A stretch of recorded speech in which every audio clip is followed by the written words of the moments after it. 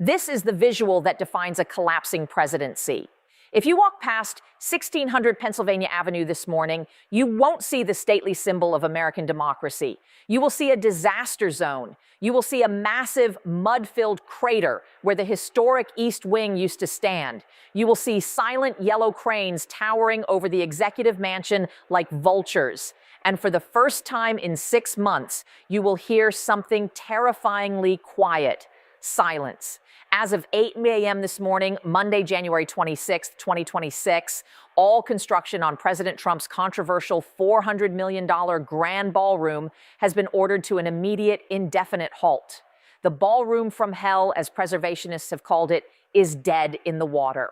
A federal judge, an appointee of Ronald Reagan, no less, has just issued a blistering 40-page injunction that doesn't just stop the work, it accuses the administration of willful deception, statutory vandalism, and gross fiscal negligence. President Trump, already reeling from the Davos disaster, the Japan bond crash, and the seizure of his New York properties, has just been blindsided in his own backyard. He woke up this morning expecting to see concrete being poured for his monument. Instead, he woke up to a federal marshal taping a cease and desist order to the White House construction fence. The official reason? The money is gone. The private donations that were supposed to fund this massive vanity project have evaporated in the wake of the Japan financial crisis.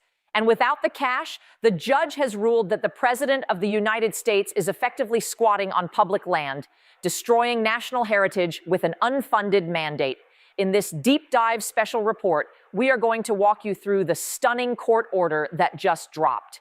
We are going to show you how the East Wing demolition has turned into a political suicide pact. We are going to expose the phantom donors who fled the moment the markets cracked. And we are going to explain why this stopped construction site is the perfect metaphor for a second term that has completely run out of road.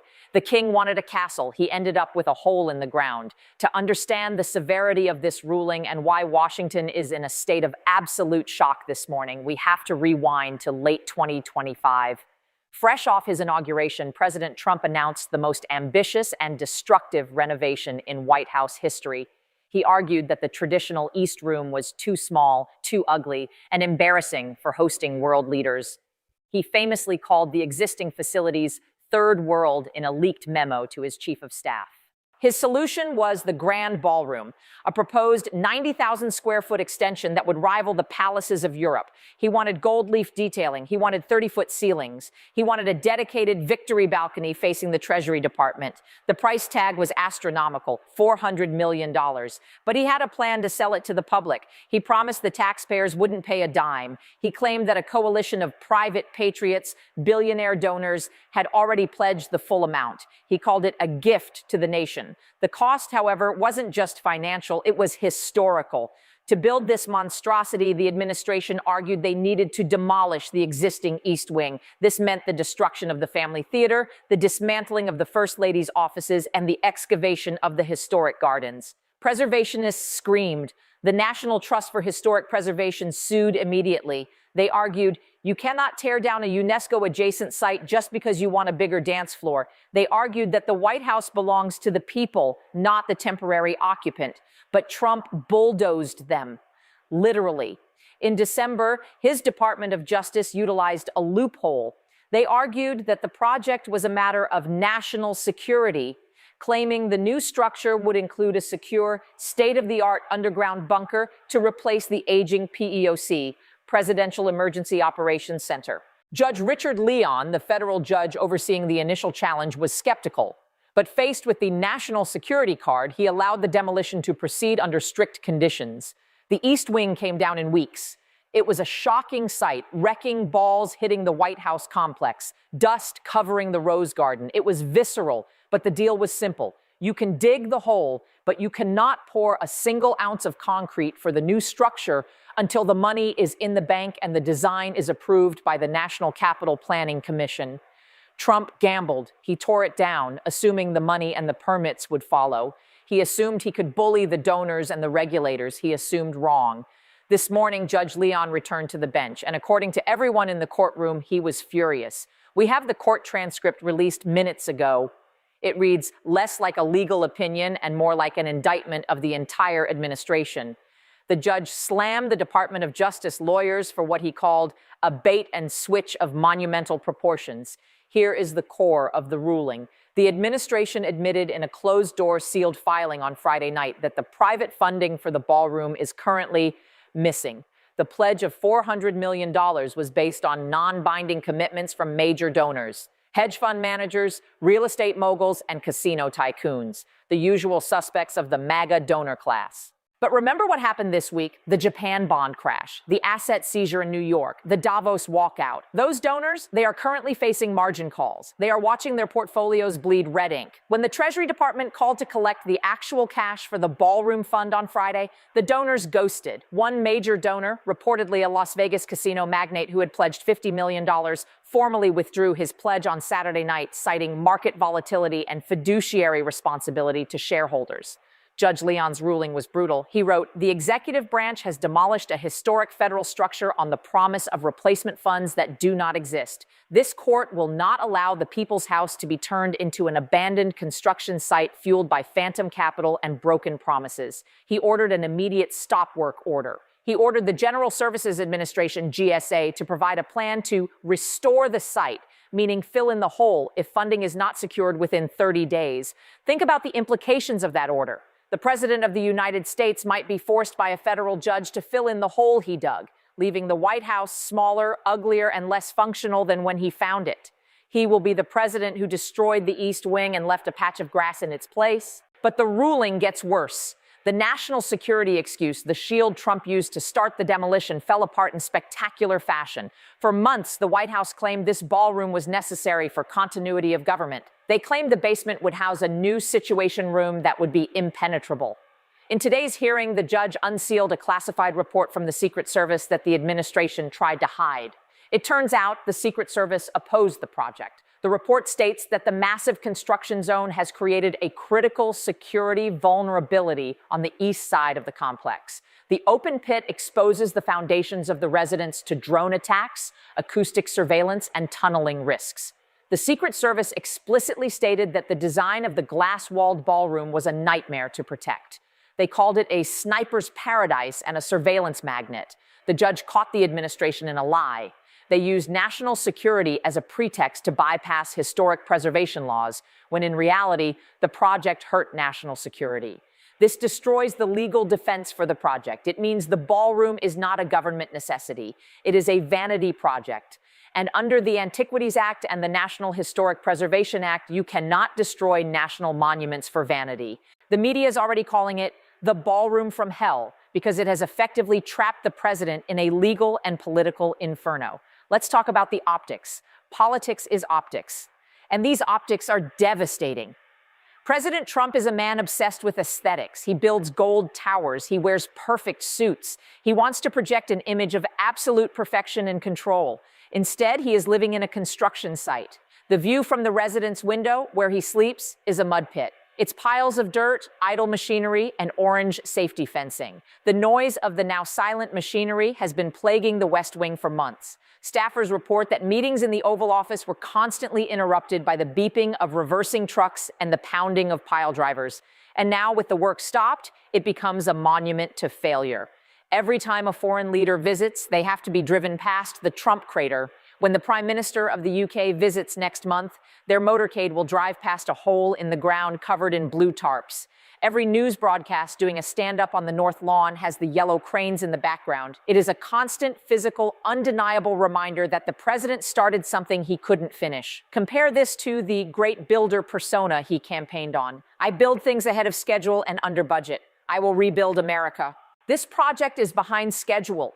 It is over budget. It is unfunded. And now it is illegal. It connects perfectly to the asset seizure narrative we discussed yesterday. He can't pay for his building in New York. He can't pay for his ballroom in D.C. The theme is insolvency. Why did the donors really pull out? It wasn't just the stock market crash, though that provided the excuse. It was the toxic brand. After the Davos disaster, where the president was openly laughed at by the world, putting your name on a Trump ballroom became a liability. Imagine being the CEO of a Fortune 500 company or a major hedge fund. Do you want your name engraved in marble on a ballroom that is being sued by every preservation group in America? Do you want to be associated with an administration that is seizing private property in Greenland and getting its own property seized in New York? The prestige of the project turned into poison. The donors realized that this ballroom might never be finished. Or worse, the next president, who, according to the wipeout polls, is likely to be a Democrat, might tear it down the moment they take office. Nobody wants to pay $50 million for a building that gets demolished in 2029. It's a bad investment. So they used the Japan crash as an excuse to flee. They looked at the volatility, they looked at the subpoenas coming from the judge, and they decided to close their checkbooks. And Trump is left holding the bag, or rather holding the shovel. There is also a legal angle here for the donors.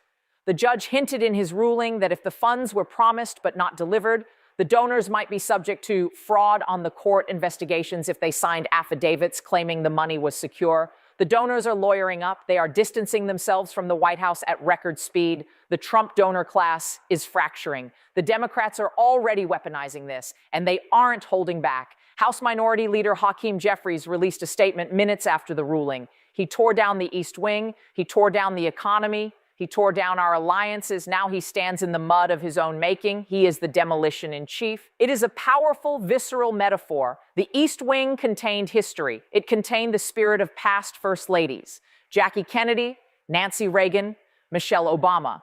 By destroying it for a ballroom, Trump played into the barbarian stereotype. And by failing to rebuild it, he plays into the incompetent stereotype. The poll numbers from the Wipeout survey are being updated as we speak. Independents are disgusted by the waste. Focus groups are saying things like, why is he building a $400 million ballroom when gas is $6 a gallon? He cares more about his parties than my grocery bill. The contrast between his luxury obsession and the voters' economic pain is lethal. It reinforces the let them eat cake narrative.